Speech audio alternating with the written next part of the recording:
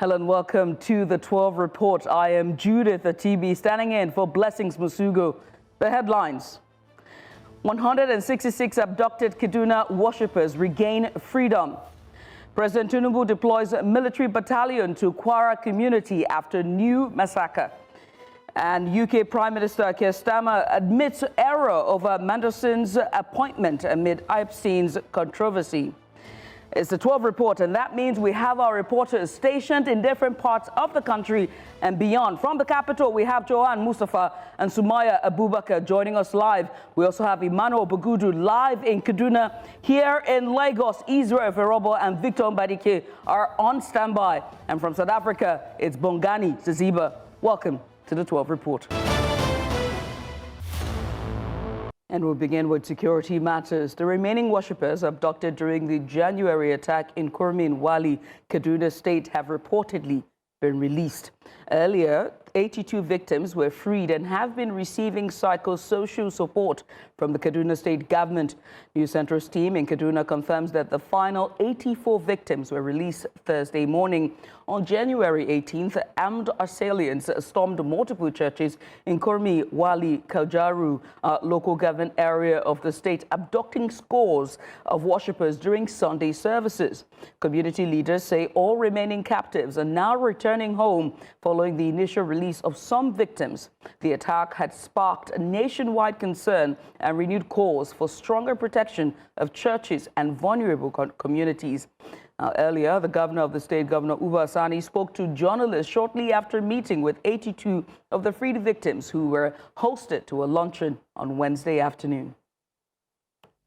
We're here with the 82 that have now returned back home safely. And of course, we're here to give them assurance that the remaining, by the grace of God, they'll all be back safely by the grace of God. And I have no doubt in my mind that the rest will also be back. And of course, as you're aware, they're all here undergoing psychosocial therapy, and we are trying to ensure that our medical doctors check them very well. And of course, we know that they've gone through a lot of trauma. And of course, it is a very difficult situation. And as a government, it's our responsibility to ensure that all of them are certified medically fit. And of course, some of them have had some very minor injuries, as you can see. But I'm happy that they are all recovering, and they have made them in a high spirit. Because since they arrived here, the government have been looking after them to ensure that all of them return back home very well without any issue of any medical issues. And of course, I also assure them, by the grace of God, the remaining will also return in the next 1 or 2 days by the grace of God. And now for live updates on the situation in Kaduna State, we're joined by News Centro's Emmanuel Bagudu, who's been following the story since it broke. Now, Emmanuel, many thanks for joining us. We appreciate you for coming on. Can you confirm for us the exact number of victims who have regained their freedom today and their current condition at the shelter? I seem to have lost Emmanuel. We'll try to establish connection with him for situational report. In the meantime, still on security, President Bola Tinubu has ordered the immediate deployment of a military battalion to Kaiama Local Government Area in Kwara State following a deadly terrorist attack that claimed at least 75 lives. The move, dubbed Operation Savannah Shield, aims to restore security in the region amid escalating violence that is attributed to extremist groups. The assault occurred late Tuesday in the Woro and Nuku communities of Kaiama Local Government Area, where armed extremists reportedly executed villagers. Now, in response, Tinubu's Special Adviser on Information and Strategy, Bayo Onanuga, announced that the federal intervention on Wednesday night. He said the operation is intended to secure the area and prevent further incursions, building on existing security measures. And out to Lagos State, as the state government has announced a traffic diversion to allow the Federal Ministry of Works to repair damaged asphalt on the Apongbon Bridge and its connecting ramp and service lanes from Inner Marina. Now, work on the service lane begins today, 5th February. January and is scheduled to run for 6 weeks, ending 19th March of 2026. Repairs will cover both inboard and outboard lanes. As if traffic isn't tight already. Well, joining us on site at the Apongbon Bridge for the latest is News Central's Victor Mbadike. Victor, many thanks for joining us. Lagos seems to be seeing yet another round of repair works. What can you tell us about this development?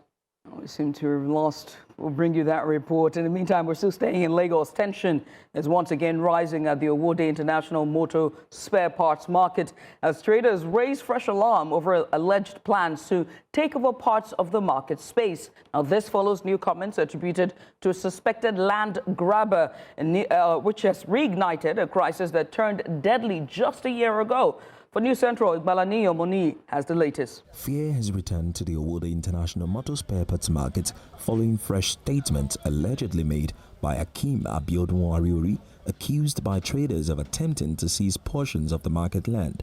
The dispute began in 2025. And they started demolishing our shops. As you can see, they demolished down inside the market. And even the task force, they pack away our cars.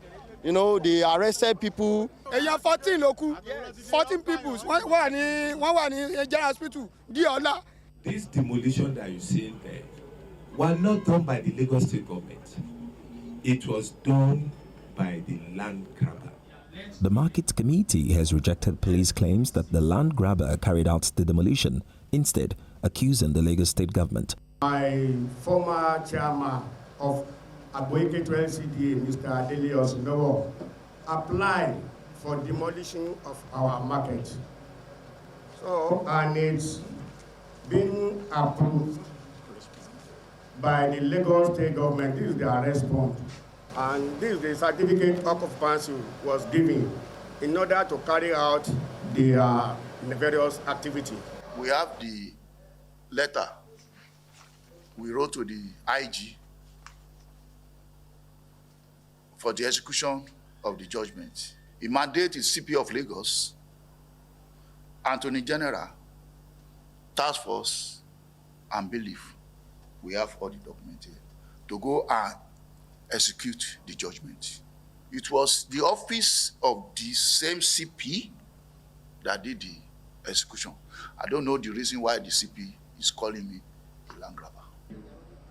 Traders are demanding compensation for the families of the 6 killed, the prosecution of the alleged land grabber, and the trial of 4 police officers linked to the incident. Immediately, Akim Ariori should be arrested because that day we saw him, it was in the daylight, not night. He too was holding a pistol. When that incident happened, I was here. I have the video that shows where I was on that day.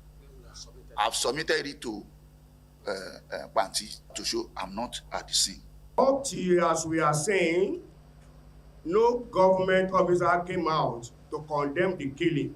The Inspector General of Police promptly directed the police personnel that have already arrested 5 of them, that they should be transferred to the 4th CID in Abuja. And Abuja DIG have tried them and exonerated them. 1 year after the demolition, the affected section of the market remains deserted, with traders saying they continue to operate under fear and uncertainty. There's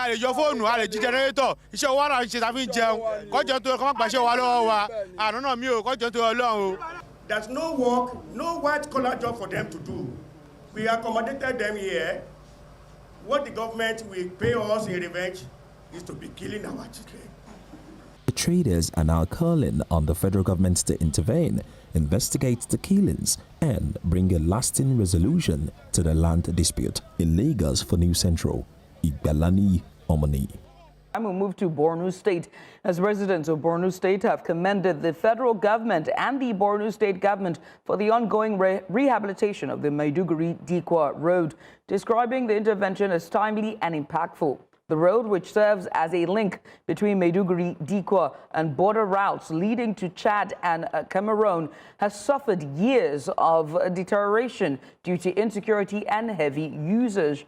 For News Central, Maru Kirawa has the story. Rehabilitation work is underway on the Maiduguri-Dikwa road, with heavy equipment deployed to restore a vital transport corridor connecting communities in central and northern Borno to neighboring countries. Commuters say the repairs will ease traffic movement, improve safety, and support security operations along the route. Ana shan wahala sosai, yanzu an samu dama alhamdulillah. Ana aiki ga yana zuwa ana dawowa. Hanya yayi kyau alhamdulillah mun gode ma masu aiki da gwamnati. Shi ita hanya inda akwai ramuka da sauransu shi ma yana kosin na accident.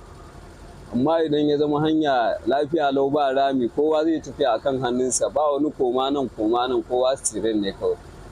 To alhamdulillah Allah saka da alheri. Har ga Allah mun hanyar mu ne kudin ma abinci mu ne. Ko muna zuwa muna dawa muna noma muna jin daɗi.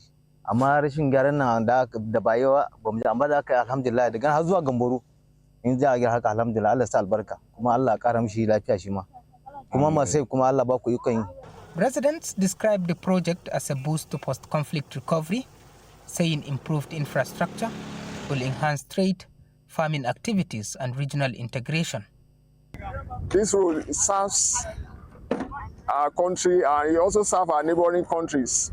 Thereby, what am I saying in essence is that the road leads to our border towns and is a link to our neighboring nations, Cameroon and Chad Republic. So we did all of this to ensure that our road stand the test of time, so that when we maintain any road, especially this kind of road, we will not come back in the next 1, 2, 3, 4, 5 years to carry out the same maintenance again. But it will stand the test of time for the next 10, 20 years, in line with the President's Bola Tinubu's renewal agenda. The rehabilitation of the Maiduguri-Dikwa road has been widely welcomed, with residents urging sustained maintenance of the route to ensure long-term benefits. In Maiduguri for News Central, Umar Kirawa. You're watching the 12 reports here on News Central. We go on a short break. When we return, the presidency presents the Southeast Vision 2050. We have the details of that vision after the break. Stay with us. Hey, welcome back. Now let's try to do this correctly. Earlier, we tried to bring you our correspondent, Victor Mbadike, who is live on site at the Apongbon Bridge as construction or rehabilitation of the asphalt on the bridge is commenced and will finish work on the 16th of March. But he's on standby to give us the latest. Victor, thanks for joining us. Another round of repair works across Lagos. What's the latest? What is it about this development? 2022, we had a major fire outbreak right here on the Apongbon Bridge, that damaged, major parts of the bridge and, of course, shops under it. And that was the last time we had any serious, rehab work or repair works on that bridge. And that pipeline incident, cost about 15 months before traffic was reopened on Apongbon Bridge. But here again, that's 3 years after 2026, the Ministerial Works are saying that this portion of the road that you can see right on your screen needs to be fixed. The bad asphalt, every portion of the two service lanes of this particular bridge would begin in terms of repair works today. We expected that repair work would actually start today, but on arrival to this place, we have not seen any official yet. But we understand that they might soon be here. We don't know exactly when, because we tried speaking to the Commissioner for Environment, Ashiyami, but he wasn't picking his calls. But we know that that repair work, this one you are currently seeing, should begin today. The two service lanes is expected to begin to last about 6 weeks, according to the press release by the Commissioner of Environment. But let's take a little walk. But what you can see basically is that the barricades here painted red and white. It's a clear sign that this particular carriageway will be barricaded as soon as possible. We don't know when, but it shows that the state government is ready to barricade this service lane and the other side of the road, that's the service lane, while the Lagos State last mile, of course, will be in charge of traffic management. But you also need to know that this particular incident has caused a lot of outcry for a very long time because of the safety of residents and motorists on this particular stretch of the road. The bad portions most times causes some kind of traffic. As a matter of fact, if you know Lagos well, Apongbon is one of the areas of communities in Lagos that a lot of people dread, in terms of driving through this road. The portions of the road are really bad, and hopefully the residents are really happy that the government will be doing something really, really fast in terms of repairing these portions of the road. So basically, the service lane will begin in terms of repair work before the officials go on top of the bridge to see if there are any other major works to be done. But the major works are the two service lanes, which are really, really bad at the moment. Right. And you're saying that so far construction or the rehabilitation hasn't started, exercise hasn't started yet. But I did want to ask about alternative routes. Did you speak to the LASMA or any of the officials about what they're going to do regarding alternative routes for motorists, especially that area you're standing on? I do know that that's a bus stop for those going around the Surulere-Mushin axis. Of course, again, if you look at the roads, they're really, really bad. And at the moment, there are traffic routes. Motorists from Inner Marina, according to state government, should proceed through the Apongbon under-bridge roundabout and connect to Deniji Adele Road. Of course, continue through Ebuteru and use the ramp to Apongbon, a co-bridge, to continue their journeys. Traffic from TBS, Third Mainland Bridge and Victoria Island will connect their journeys through Apongbon Bridge to a co-bridge. And motorists from TBS, Third Mainland Bridge and Victoria Island will ramp down at the Apongbon Underbridge roundabout by UBA and proceed via Inner Marina, connect with Apongbon Bridge service lane and continue onto a co-bridge. Now, they say that upon completion of repair works on the inbound section, construction activities will shift to the outbound side of the Apongbon Bridge, like I said earlier. So the two service lanes are the major repair works that will be taken. So motorists from Eko Bridge heading to Inner Marina will be diverted through a Buteru ramp, Adeniji Adele Road and Apongbon Underbridge roundabout to continue their journeys. Now, traffic from Eko Bridge to Outer Marina, Victoria Island and Third Mainland Bridge will maintain through movement on Apongbon Bridge. And lastly, which is not the least anyway, motorists heading to Outer Marina, CMX, Victoria Island and Third Mainland Bridge will be diverted through a Bute ramp, Leventis and Outer Marina. We've got some of the respondents who are here who use this bridge a whole lot. We'll see if we can get a few words from them to see how excited or how saddened they or disappointed they will be in terms of what the government or Ministry of Works is about to do on this particular side of the bridge. Inje,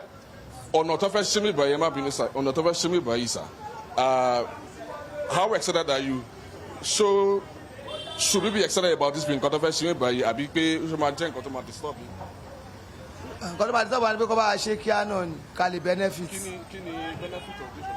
Benefit ni ko ba ṣe ko kan ba yẹ ko wọlé ko le ba ṣe lásìkò ko ka ran le rise ṣe to ba block ko ma di stop wa this major road so traffic no normal traffic o lọ normal to àwọn last man ṣe wọn normal post on dem take traffic so kò sí problem tó máa ń wá kọjá bá aṣọ náà kíá ká lọ lè ra benefit so kò sí nǹkan tá a fẹ́ sọ nǹkan tá a nídìí nìyẹn. ẹ̀yin náà sọ tẹnu yín ẹ máa bọ̀ ẹ sọ tẹnu yín náà ní tó ti yé yín gbogbo nǹkan tó ṣẹlẹ̀ báyìí sí tó bá ṣàtìpá aṣọ náà yìí èmi nìkan tó dọ̀ tó ń ṣẹlẹ̀ yẹ kò ní ṣe kíni kò lè ráyè máa ṣẹlẹ̀ mọ́ tó pé tẹ́fíwẹ̀ bá ti free gbogbo ẹbí tó máa lọ létòlétò gbogbo àwọn tó bá ń gbé bíríjì gan ewu tó dọ̀ ṣe wà lẹ́fíwẹ̀ tísàlẹ̀ bá ti free òkè náà máa ṣe kíni ó máa free. Kọ́tà gbàdúrà kí Lagos kọ́ bá ṣe náà ní àwọn kọ́tà lè benefit náà èlé so kó máa pay wa. All right, the most important thing is that they are still, according to this speaking Yoruba, that they hope that it's a good idea. They've longed, I mean, for such development. But the most important thing is that this development should not cause more problems for road users and motorists. So he's saying that they should quickly, do it as fast as possible so that it will not cause more, disappointment and chaos at Apongbon Bridge, which is, of course, usually what you see here on this particular popular bridge in Lagos. Right. Victor, I must say thank you. Victor Mbadike there, our correspondent live from Apongbon Bridge, just giving us update regarding the construction work which is about to begin. The switch gets to Abuja. Civil society organizations are stepping up calls for greater political representation for women in Nigeria, and a consortium advocating for reserved women legislative seats is urging lawmakers to pass the special seats reserved for women bill. part of the ongoing constitutional amendment process. The groups say the legislation is crucial to tackle systemic marginalization of women in politics, especially as parties gear up for conventions and primaries ahead of future elections. Live on the scene is Sumaya Abubakar, News Central's correspondent, joining us from the capital, Abuja. Sumaya, it's good to have you on the 12 report. I mean, what key issues are expected to be discussed in the bill today? Yes, good afternoon, Judith. A lot of things, of course, were discussed here. So there were, group of women from different, organizations and social, societies in order to talk about issues affecting the political scene today. And major things that were being discussed, it's about the special bill, the special states bill that is currently,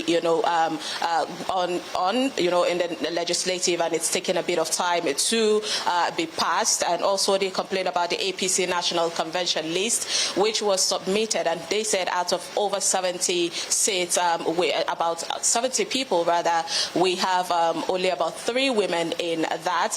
And they also pointed out about the Electoral Act amendment bill that was also passed. But then we have someone from a representative of these members of the consortium here with us, Ebere Ifendu, that will be walking us through their major concern about this. Thank you so much, Ms. Seberi. Thank you very much. All right, so walk us through about these 3 particular concerns that you have, really quickly, but then in a bit of details of what's going on and what's your concerns. Thank you very much. We started with the special seats bill. It's been before the National Assembly. We've had a joint committee session, to adopt the bill. We moved from asking for 37 new seats for women, the Senate, House of Representatives, and at the state level. The Senate adopted 6 one-page geopolitical zone, while the House of Representatives and at the state level agreed to 37, seats, new seats, especially for women. So we moved, forward from there, hoping that they will, vote and pass the bill, because we also need to reach out to the respective states, because we need 2/3 of the states to also adopt what the National Assembly voted for, and that will also mean that from there it will be sent to the president for his assent. So we are getting worried, we are getting agitated, because it's taking a long time, longer than we expected.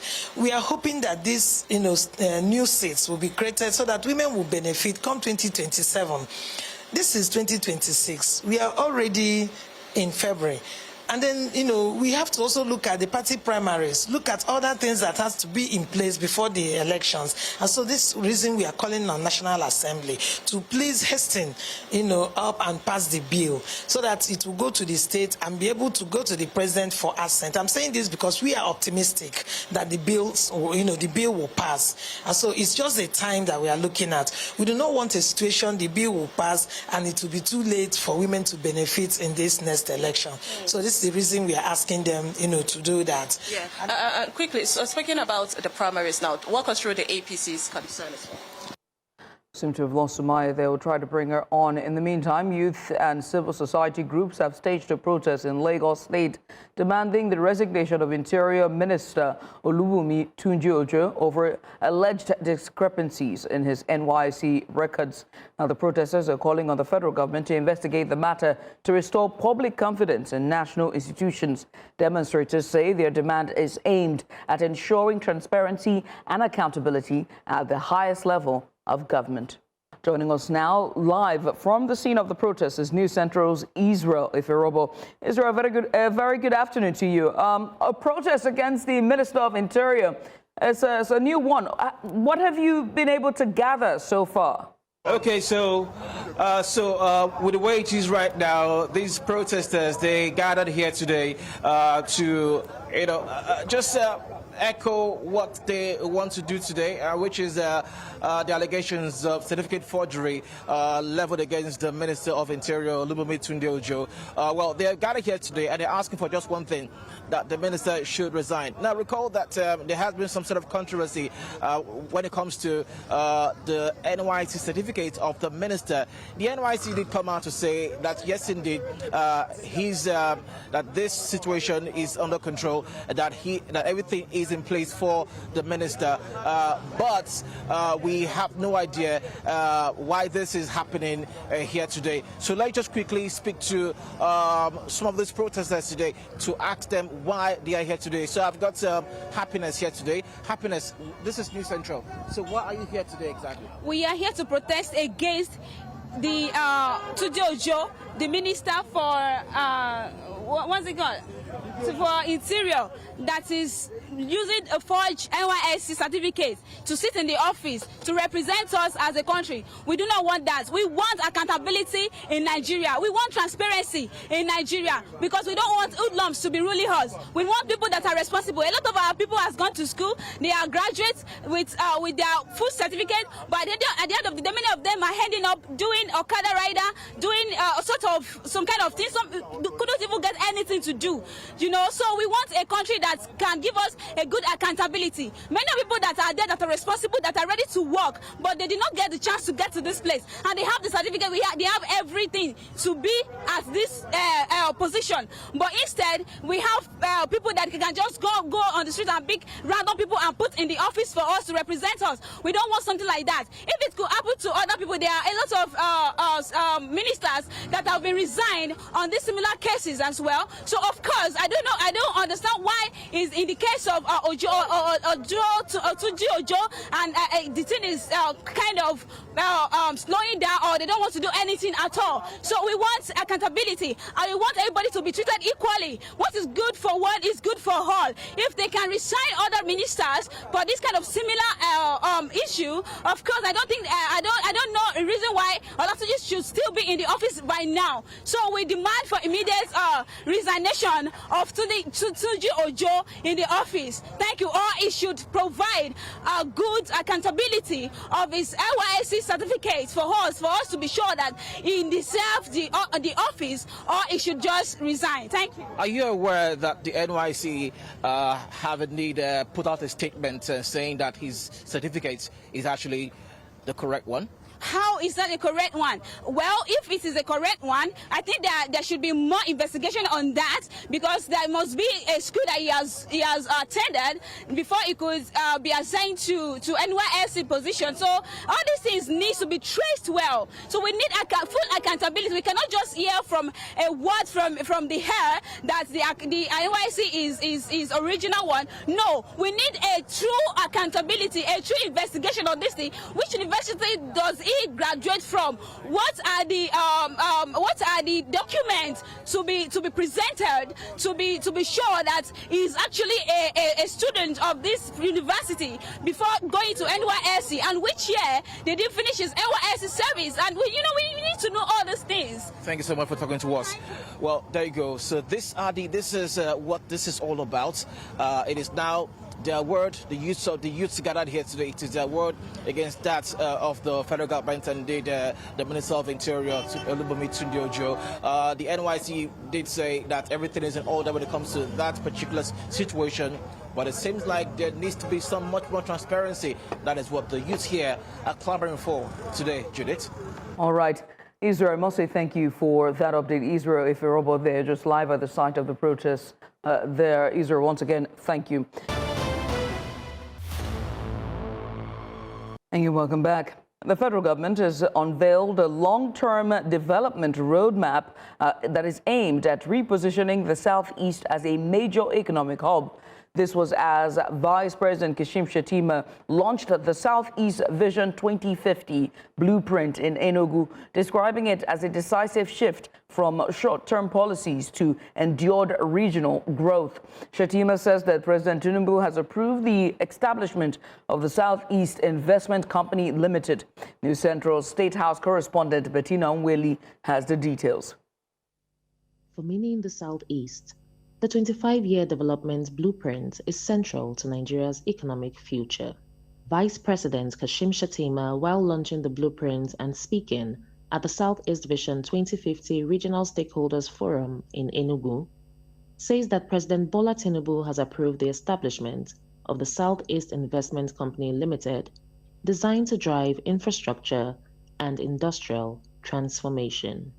In recognition of the distinctive character of this House is its entrepreneurial spirit, its global diaspora, and its long-standing relationship with international capital, President Bola Tinubu has approved the establishment of the Southeast Investment Company Limited.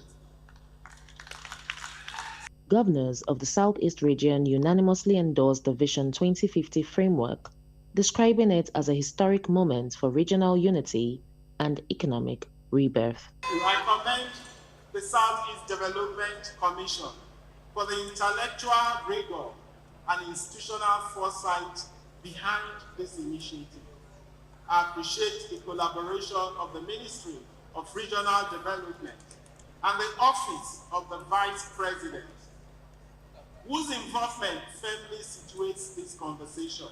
I also want to acknowledge the generous commitments of my colleagues in the Southeast Governors Forum to the success of this grand initiative, which had been put together to bring relevant stakeholders to the table as we collectively set a new 50-year development agenda for our region. The kind of plan that we require will be broadly indicative rather than prescriptive. This planning will be a framework that focuses on de-risking investment in shared regional public goods. The Southeast Vision 2050 is expected to serve as a unifying framework for regional development, leveraging public-private partnerships, diaspora investment, and institutional coordination to drive economic transformation. In Abuja, for News Central, Bettina Nwili. Let's bring you the business updates at this hour. Nigeria's electricity distribution companies failed to bill customers to power worth 72.86 billion naira in November of 2025, according to data from the Nigerian Electricity Regulatory Commission. Now, the losses represent the difference between 342.29 billion naira worth of energy received and 269.43 billion naira billed, leaving a billing efficiency of 78.72%. Now, NARC said weak metering as well as energy theft and technical losses were major drivers of the gap, with wide disparities among discos, while Eco and Kano discos recorded efficiencies above 93%. Some others, such as the Benin as well as Yola, fell below 62%.